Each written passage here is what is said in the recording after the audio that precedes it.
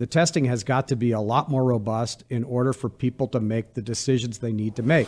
The urgency, the real call to action is to really scale up the testing because it's grossly inadequate and it's really hurting the response.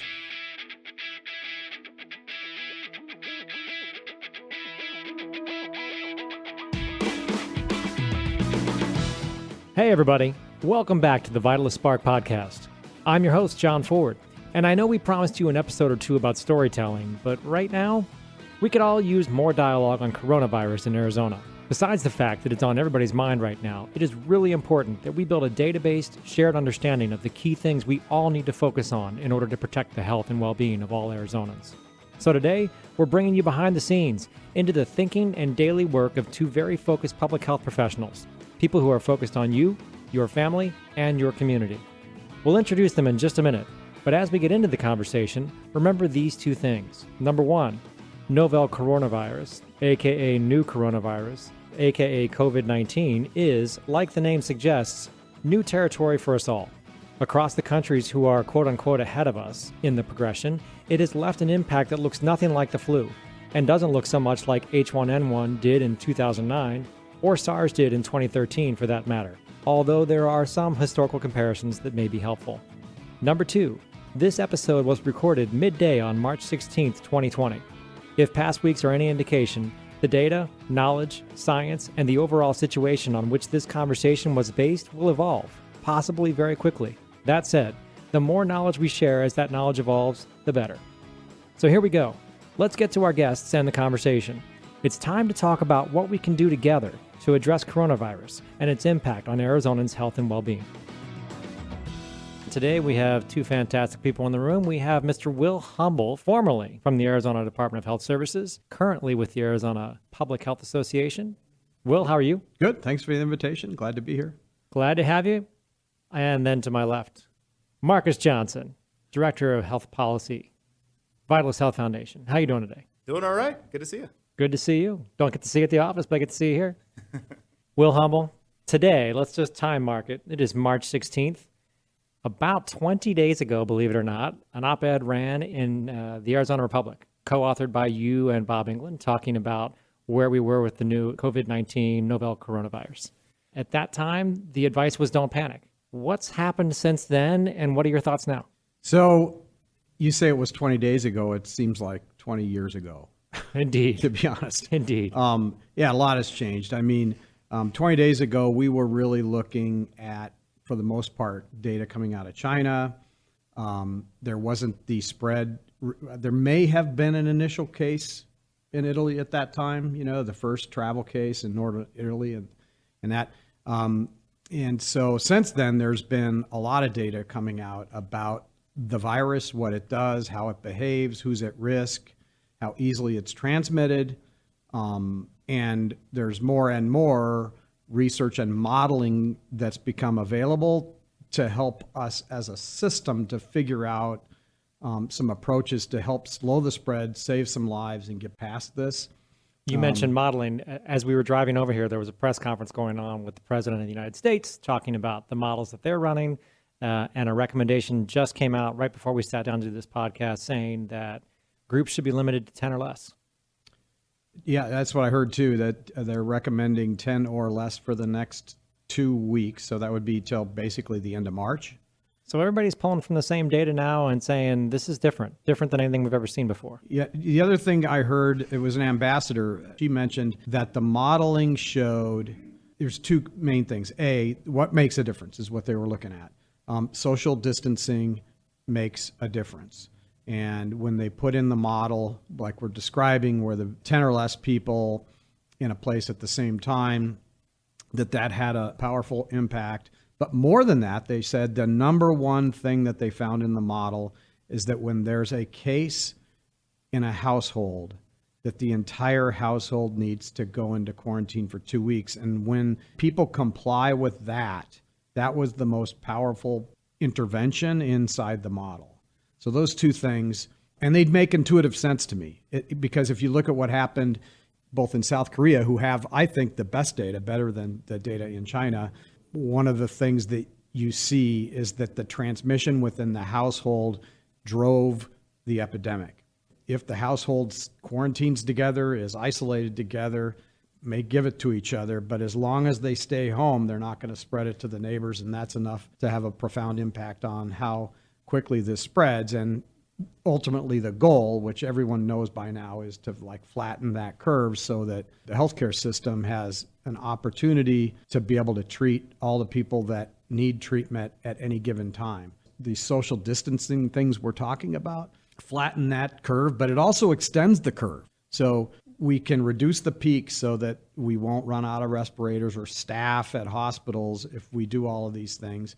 But it's also going to push the curve out further to the right. That's what you have to do, because we can't put ourselves in a position like they are in northern Italy, where they're making decisions about who's getting treatment and who's not. It's Indeed. triage. Indeed. There's a popular saying, well, people say, this is not my first rodeo. This is not your first pandemic. No, but it's way worse than my first pandemic, which was H1N1. Yeah, the data really plays that out at this point. Well, let me say this. It's way worse for elderly people. Because if you remember H1N1, that was 2009, the beginning of H1N1 felt just like late February and early March to me, because H1N1 seemed like it could be a lot like this SARS-CoV virus. Turned out to be it was less harmful, especially for the elderly. And if you remember that H1N1, that was hitting kids harder. Elderly people, especially folks over 50 with H1N1, had some antibodies from an influenza virus that they were exposed to in their youth, and so had some residual antibody response that put them at the same or even a little less risk. This virus is completely different. It's really hitting the elderly hard, and I keep saying the South Korea data is better, best I've seen in the world, and it's striking to see what the case fatality rate is in South Korea. So often you see the WHO coming out with a 3.4%, or in China they would say 2%. But if you look at the case fatality rate as an average in South Korea, it changes depending on the day, but it's between 0.7% and 0.9%, so less than 1% as a total. But it's not evenly distributed. For people over 80, it's killing 10% of the people who get infected. For people over 70, between 70 and 80, it's around 7%. So that's profound. If you look at people under 40 using that South Korea data, and they've screened a lot of people, way more than we're doing in this country.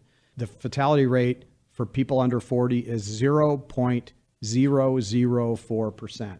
So really not that harmful to people under 40, but it's super important for people under 40, even though it may not be lethal to them, to behave as the rest of us so that they don't amplify the virus and infect our seniors.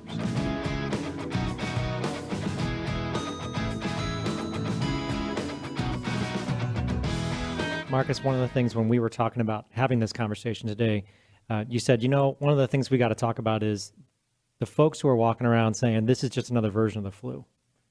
Based on the things that Will was just saying, based on the things that you've been looking at, how would you address people who actually still say that as of today? Will brings up a number of really good points. I mean, one of them is that the case fatality ratio for this is greater than the flu.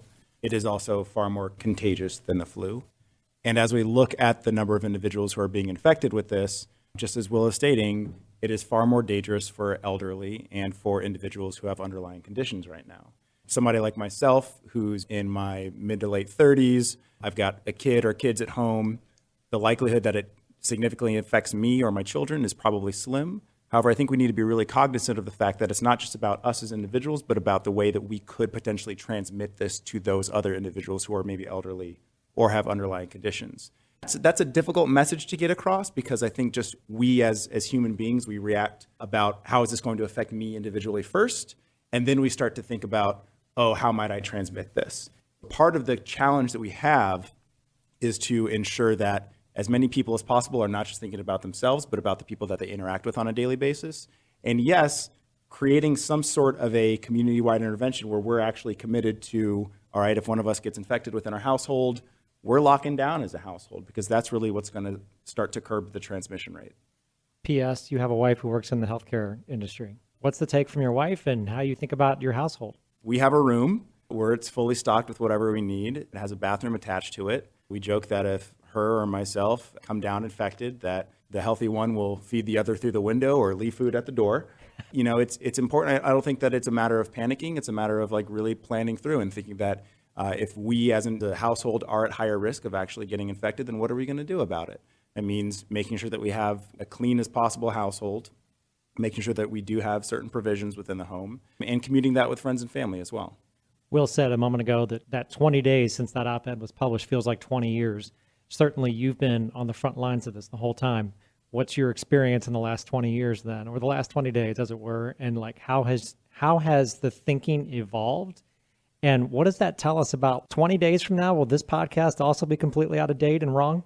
There's a good chance that 2 days from now, this podcast is outdated. And I don't know necessarily wrong, but just outdated. Here's part of the silver lining that I see. When you see the news stories coming out from Italy and Spain and communities actually coming together, you see these videos of Italians in their apartments singing to one another and playing instruments. You hear about people in Spain giving rounds of applause to the healthcare workers as they're getting off the shift. If you would have told me that those sorts of things were possible in the United States a couple of months ago, or if you would have told me that when I look out my office today on a 15-story building and look down and don't see nearly as many cars, that it seems like people are actually hearing the message right now. I still think I understand that there's people who are a little bit hesitant or kind of denying the severity of this, but I think that the majority of folks are really listening to this and are doing their best to start distancing themselves socially. So it's encouraging the fact that people are starting to take this seriously. But as we heard from the White House today, we need to take this a little bit more seriously still.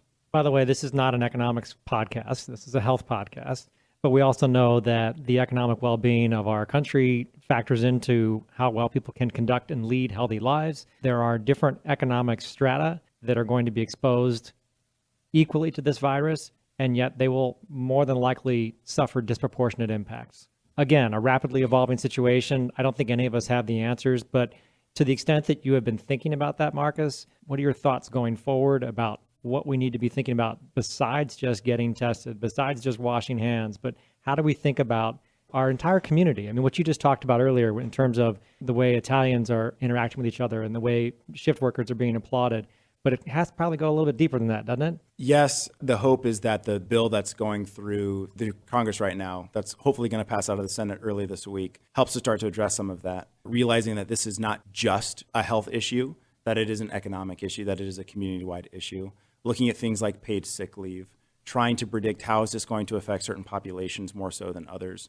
When you think about individuals who are experiencing homelessness right now, when you think about low-income populations that just by the nature of the housing market are forced to live in closer quarters, there are certain populations, certain communities that are likely going to be at higher risk to this virus, populations that aren't necessarily the specific focus in the majority of the media that we hear about. So yeah, the foundation that we work for is really thinking about that and trying to encourage other philanthropy to think through that even though there's going to be a bunch of hopefully really great funding and really great ideas coming from Washington, that there are going to be some critical gaps that still need to be filled within the community. So let's talk about a few quick basic concepts. And as if this one hasn't been drilled enough into people's heads, let's just talk about it one more time. Wash your damn hands, right? People are doing that. They are. Yeah.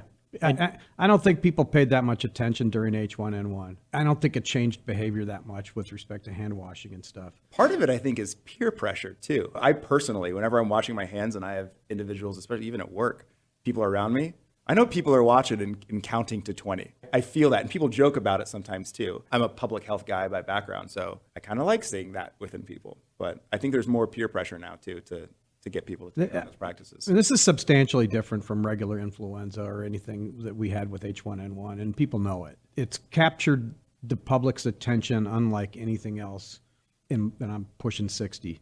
9/11 did sort of feel like this in a way.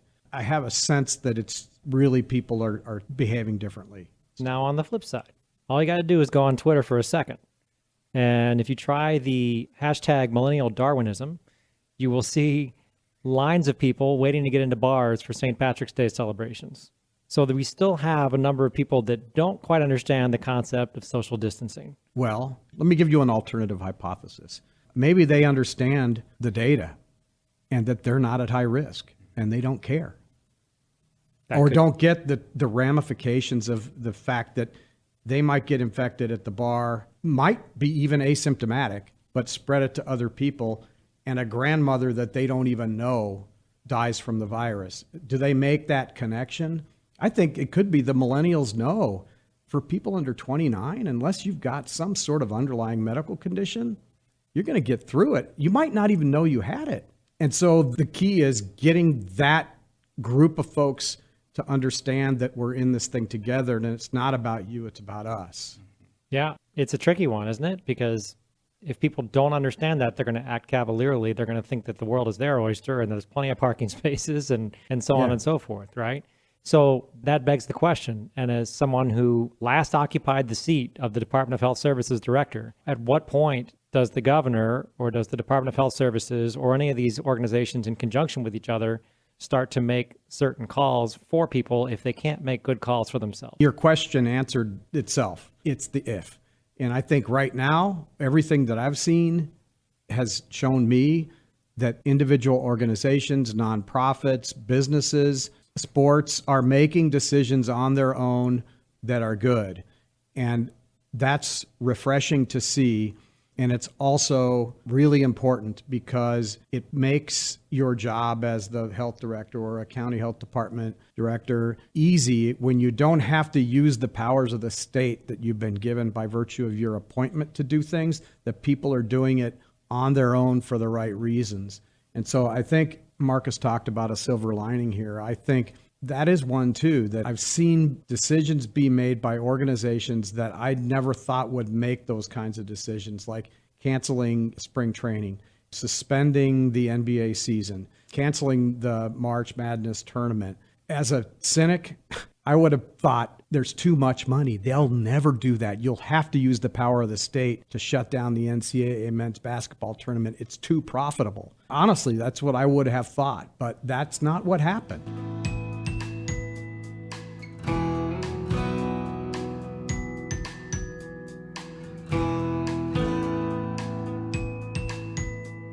So people get it. People get the idea of flattening the curve. Generally speaking, the mood of the nation shifted very, very rapidly in like the space of 5 days almost. Even when it's hitting them hard financially. Yeah. But what we're talking about are rich people making decisions that they can afford to make. I'm talking about owners of those leagues. What I'm fearful of is what happens to working families who punch a clock and now they're not going to work, or they can't go to work because the schools are closed and they were already close to the margin in terms of day-to-day living.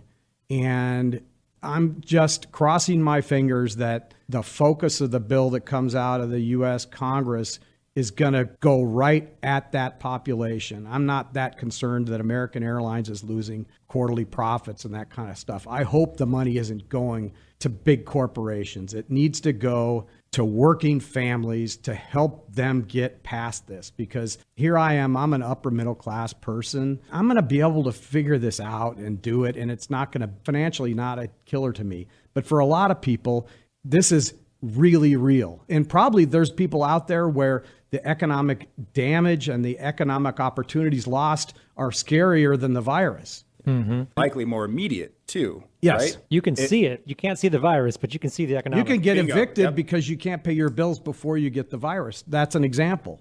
Because you were relying on a paycheck you're no longer getting. And so I was listening to the press conference in the White House on the way over here, and I remember thinking this exact thing, which is the bill in Congress, if they really are serious about executing this plan about no groups bigger than 10, they've got to put their money where their mouth is and put resources into the places that can make that happen. And that's not giving a whole bunch of money to a cruise line, and it's not giving a bunch of money to a corporation. It's figuring out how to help working families get over the hump. And you're not the first to say that in the last few days. I've seen a number of articles where people said, look, if this is going to work, the money has to go straight to the people. Fast. Very fast. Not like we'll reimburse you in October. It needs to be quick. Yeah, absolutely. Will, you brought in the notion very early in this conversation of flattening the curve. Essentially that if we do social distancing, then we can avoid a big spike in infections. By doing that, we will not overburden the healthcare system. So your keys in this equation at this point for this pandemic are flatten the curve and then deal with the repercussions of flattening that curve by creating a way for people to survive as working class families. Other keys? We got to get more testing. I mean, it's super frustrating the last couple weeks for doctors out there. Patients are coming in with a cough and a fever, but they're not seriously ill. They have no known contact with another case, and they have to send those patients away and say, I'm sorry, you don't meet the protocol. We can't test you. That is changing now. A couple new private sector labs that started 3 days ago running some tests, and that has allowed the protocol to go beyond the very narrow protocol that CDC had set up until now, where you had to be seriously ill or have a known contact in order to get a test. The testing has got to be a lot more robust in order for people to make the decisions they need to make. So at the press conference, they were talking about quarantining once you have a case in your family. How do you know there's a case in your family? You know because you got tested. You had a cough, you had a low fever, you got tested, now you know. If you can't get that test, you don't know that, you can't self-quarantine, and you keep spreading it. And so the urgency, the real call to action is to really scale up the testing because it's grossly inadequate and it's really hurting the response. So it's hurting the response in real time, but it's also hurting our understanding of the disease itself in real time, right, Marcus? Because this brings us to the whole conversation of, and we already talked about fatality rates. What we didn't talk about was the denominator. Right. And it goes to the conversation about being able to really understand where this virus is taking hold and where it's not. So yes, it's important to do testing right now so that we understand exactly where the highest level of risk is. But, fast forwarding months from now, likely months from now, when we're trying to assess when can we potentially and where can we potentially start ramping down some of these intervention type efforts, we're not going to have a very good game plan or roadmap to be able to do that unless we can identify where the hot spots truly are. So the testing is critical on numerous fronts. That's true. And I just keep going back to that individual decision that a family needs to make. Should we stay home? Up until now, they haven't been able to get tested. And so you're operating in the dark and, geez, I feel better now. I'm going to go back to work, or I'm going to go to Target, or I'm going to go out shopping. I'm going to Costco. But I want to say this. People who don't have any symptoms should not expect to get a test. An example, you feel fine. You go to your primary care doc and you say, during your well person visit, I didn't get vaccinated this year and I was around somebody that had influenza. Can you go ahead and run that influenza test for me? Just to rule out, I feel fine. That's not going to happen. You shouldn't test that person. There are people that heard they may have been exposed to somebody, but feel well and want to get tested. And I just want to set that aside and say, look, the capacity needs to go where it makes the most sense. And those are people that are symptomatic, that have a reasonable expectation of that they actually have the illness. And they're the ones who should be getting the test. And not to get too far into the weeds, but there isn't a limitless capacity of tests. No, there never will be. There's more. We're on the 16th of March right now, and I'm hopeful that by the 20th of March, there'll be a lot more capacity in 3 or 4 days, because there's those two privates that we talked about, Quest Diagnostics and LabCorp. They've got their own tests. There are individual hospitals that are using their own laboratories to do the PCR testing. And then the FDA gave Friday an emergency test approval for 2 additional, but now there's 4 that are commercially available. And I know 2 of them are scaling up, and I hope they all are, because that's how we're going to get enough capacity. It's the federal government, CDC is not going to be magically stepping in like they do in movies and making tests available everywhere. It's the private sector who's going to make that happen.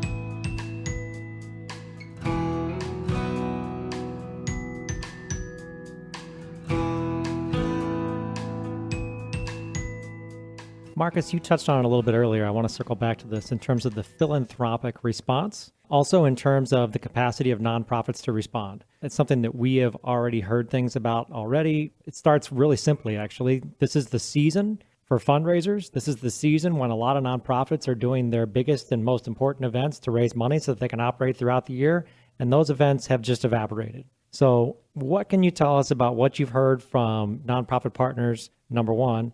And number two, can you give us a little bit of a sense of what the developing ideas are from the philanthropies in terms of a response? Yeah, it's a great question. And I think philanthropy at large is still trying to figure it out. It's possible for philanthropy to come together and find additional operating funds for nonprofits. I will say that likely the number of dollars that are available through philanthropy versus the number of dollars that are going to be drained out of the system because of this is pretty small. It's pretty inadequate. We're also trying to figure out how do we exactly focus our energies. Does it make sense for us to really focus on sick pay? Does it make sense for us to focus on the operating expenses? Does it make sense for us to really think about the populations that are going to have the most impact, like the individuals experiencing homelessness or elderly? So I think it still remains to be seen, much like the country is trying to figure this through. But I think that just like the private sector, nonprofit sector is going to take a hit from this. There's also discussion about, is it possible for some nonprofits to merge based on their ability to move through this? So there's still a lot that remains to be seen. I don't have a crystal ball. I don't have a perfect answer for that question, but it's something that the nonprofit community is grappling with. And none of us will, and none of us do. And as we joked about earlier, whatever we're saying today probably will change by tomorrow, if not by 5 days from now, in terms of the outlook. But Will, you think you said it really well at the beginning. The more we realize we're all in this and take care of each other, the better. Yeah, I mean, it's a community effort. It's about the golden rule. Other thoughts? I don't remember H1N1 too well. I do remember 9/11. I do remember also living in Tucson at the time that Gabby Giffords was shot. And as horrible as an event as it was, I remember it was like the first time that I had felt a real sense of community within a city. And it was the little things like people waving at each other, or, little things like if you're driving on the road and letting somebody pass. Everybody having this kind of like sense of, we realize that we're all in this together, and often it was unspoken, but it was a recognition that this is greater than any of us individuals. If we do pull together, if we do take these recommendations from the CDC seriously, if we do take heed the experiences of other countries, of which we are tracking pretty much in line with in terms of trajectory for infection rate, if we look at that as a potential future, we can change that future, but we have to do it together. To that point, I don't know what the organization was that released it, but it was a video of Italians recorded just this past week speaking to their own Italian selves 10 days prior. I don't know if you guys saw this or not. No. It's pretty fantastic. Basically saying, like, you didn't think it was a big deal then, but I can tell you now it is. Like, these 10 days mean everything. It was kind of tongue-in-cheek in that at the end, almost every voice said, don't F this up. Yeah. Like, take this seriously. You never would have guessed how serious it gets 10 days ago, but it does. Yeah.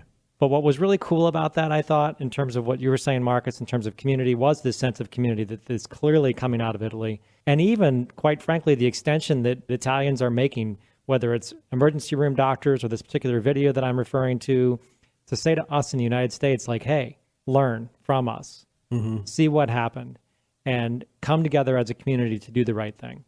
Well, we still have time. Yeah. And at the very top, you asked what's changed in the last 20 days. And I think what's happened in Europe changed my mind about this whole thing. Here's the other thing. The Chinese government took really extraordinary measures to slow this thing down. They limited civil liberties in a way that we could never do here. That bought us a few weeks, I think. So I'm thankful to them for that. But they have got to shut down these live animal markets. This is the second time. It's got to stop. That's where SARS came from, right? Yep, 2003 SARS came out of a live animal market, and so did this one. It's got to stop. President Xi knows it has to happen, and they're going to have to enforce it. And he knows that because it hurt their GDP badly and killed lots of people. So those live animal markets are a thing of the past, and they've got to start enforcing the bans that they put in place because we can't have another one of these.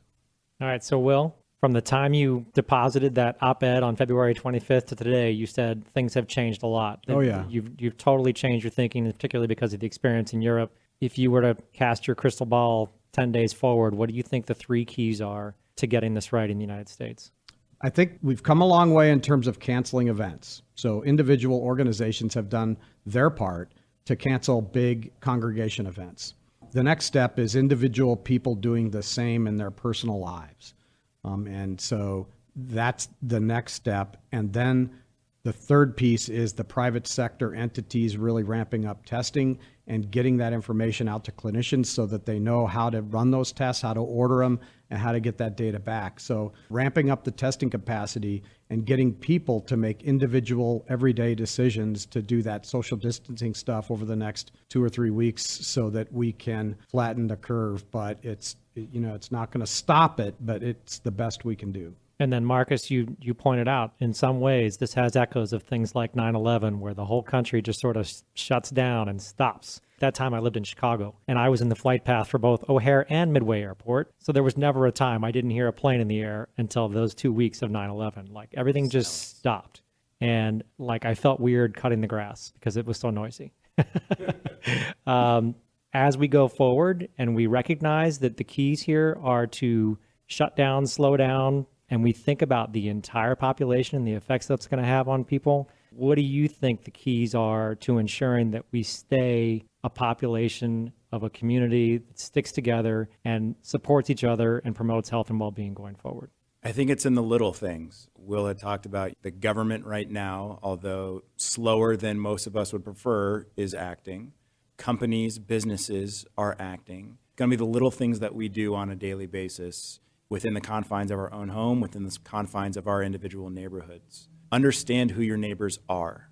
If you're relatively young and healthy and you have elderly neighbors who have underlying conditions, reach out to them. Let them know, listen, we're doing our weekly grocery store run right now.